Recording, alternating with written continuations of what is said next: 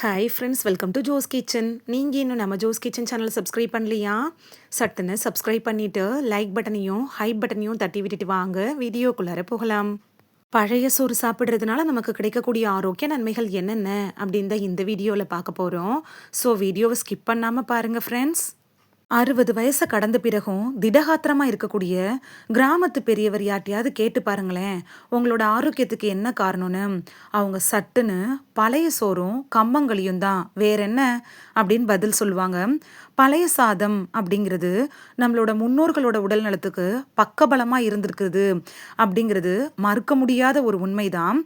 பல நூறு ஆண்டுகளா பழைய சோறு சாப்பிட்டு வந்த பழக்கம் நம்ம பாரம்பரியத்துக்கு இருக்கு.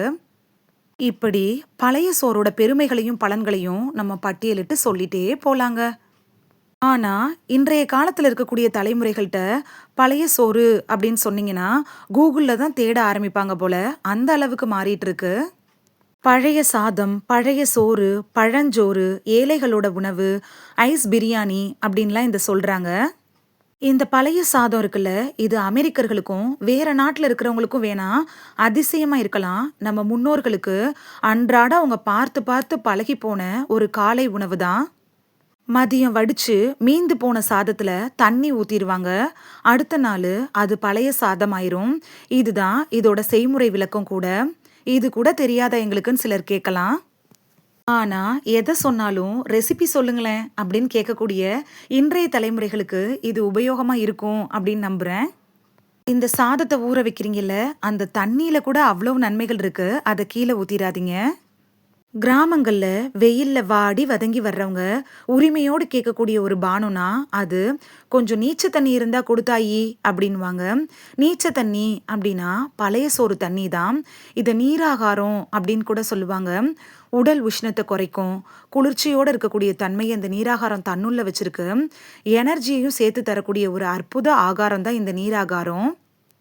ஆங்கிலேயர்கள்லாம் இந்தியாவுக்கு வந்த பிறகு அறிமுகமான காஃபி இருக்குல்ல, இது நீராகாரத்தை மெல்ல மெல்ல ஓரங்கட்டிருச்சு அப்படின்னு கூட சொல்லலாம். இந்த பழைய சோறு தண்ணி இருக்குல்ல, இது மற்ற பானங்களை போல இல்லைங்க. பல சாறுகள், இளநீர், டீயை போல இதை பாட்டிலெல்லாம் அடைச்சி நீங்கள் எங்கேயும் எடுத்துகிட்டு போக முடியாது.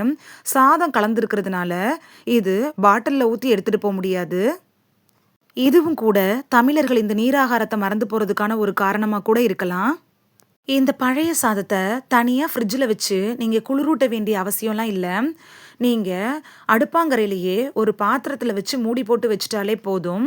காலையில் குளிர குளிர பழைய சோறு தயாராயிரும். மண் பாத்திரத்தில் வச்சிங்கன்னா இதோட சிறப்பு இன்னும் கூடுதலாக இருக்கும். தமிழகத்தில் மட்டும் இல்லாமல் கேரளாலையும் பாரம்பரியமிக்க உணவுனா பழைய சோறை சொல்லலாம். தொட்டுக்க ஒரு வெங்காயம், பச்சை மிளகா, ஊறுகாய் இருந்தால் போதும். பழைய சோறுல லேசான புளிப்பு சுவை ஏற்படுறதுக்கு ஒரு காரணம் இருக்கு. சாதத்துல உருவாகும்ல அந்த லாக்டிக் ஆசிடோட பாக்டீரியா தான் புளிப்பு சுவையை தருது. அதோட மிக அதிக அளவுல புரதச்சத்து, இரும்பு சத்து, பொட்டாசியம் இதெல்லாம் பழைய சோறு அள்ளி அள்ளி தருது அப்படின்னு சொல்லலாம். இதனால இது ஒரு அட்டகாசமான சாதம் அப்படின்னு கூட சொல்லலாம். உதாரணமா ஒரு விஷயம் என்னன்னு பார்த்தீங்கன்னா, வடிச்ச சாதத்துல 3.4 மில்லிகிராம் இரும்பு சத்து இருக்கு அப்படின்னு வச்சுக்குவோம். அதுவே பழைய சாதம் ஆகிறப்ப இரும்பு சத்தோட அளவு 73.91 மில்லிகிராம் இருக்கும். அதனால தான் காலையில சாப்பிட்றதுக்கு ஏற்ற சத்தான உணவுனா இந்த பழைய சோறை சொல்றோம். அதே நேரத்துல எல்லா உணவுக்கும் ஒரு கால அளவு அப்படிங்கிறது இருக்குதானே, அந்த பழைய சோறுக்கும் இது பொருந்துது. அதிகபட்சமா பழைய சாதம் ஆகணும் அப்படின்னு நினைச்சீங்கன்னா, நீர் ஊட்டுறீங்கல்ல அந்த பழைய சாதத்துல 15 நேரத்துக்குள்ளார அதை சாப்பிட்றது தான் ஆரோக்கியம். பழைய சாதம் சாப்பிட்டா தூக்கம் வரும், உடல் பருமன் உண்டாகும், இப்படிலாம் சொல்றதெல்லாம் உண்மை இல்லை. இது கட்டுக்கதை தான். இது எல்லா உணவுக்குமே பொருந்தக்கூடியது தான். சர்க்கரை நோயாளிகள் மட்டும் டாக்டர்கிட்ட அட்வைஸ் வாங்கிட்டு எடுத்துக்கிறது நல்லது. பழைய சாதம் என்னென்ன நோய்களுக்கெல்லாம் மருந்தாக பயன்படுது அப்படின்னு பார்த்துட்டு வரலாமா? உடலுக்கு நன்மை தருல அந்த பாக்டீரியாக்கள் அதிக அளவில் இந்த பழைய சாதத்தில் இருக்கு. காலையில் இதை சாப்பிட்றதுனால வயிறு தொடர்பான நோய்கள் குணமாகும். உடல்ல அதிகமாக இருக்கக்கூடிய உடல் உஷ்ணத்தை குறைச்சிட்டாலே வயிறு பிரச்சனைகள் வராமல் தடுத்துக்கலாம். இந்த பழைய சாதத்தில் நார்ச்சத்து இருக்கிறதுனால மலச்சிக்கலை நீக்கும், உடல் சோர்வை கூட விரட்டிடும், ரத்த அழுத்தத்தை சீராக்கும், உயர் ரத்த அழுத்தம் இருக்கிறவங்க அதை கொஞ்சம் கொஞ்சமாக தனியாக வைக்கிறதுக்கு பழைய சோறு யூஸ்ஃபுல்லாக இருக்கும்.